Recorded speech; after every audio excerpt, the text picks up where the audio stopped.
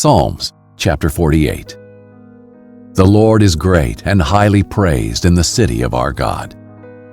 His holy mountain, rising splendidly, is the joy of the whole earth. Mount Zion, the summit of Zaphon, is the city of the great King. God is known as a stronghold in its citadels. Look, the kings assembled, they advanced together. They looked and froze with fear. They fled in terror.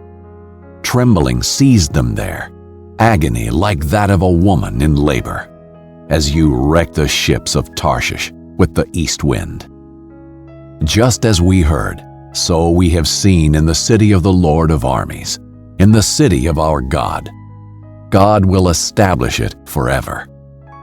God, within your temple we contemplate your faithful love. Like your name, God, so your praise reaches to the ends of the earth. Your right hand is filled with justice.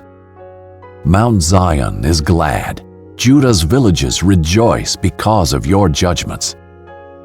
Go around Zion, encircle it, count its towers, note its ramparts, tour its citadels, so that you can tell a future generation, this God, our God, forever and ever, He will always lead us.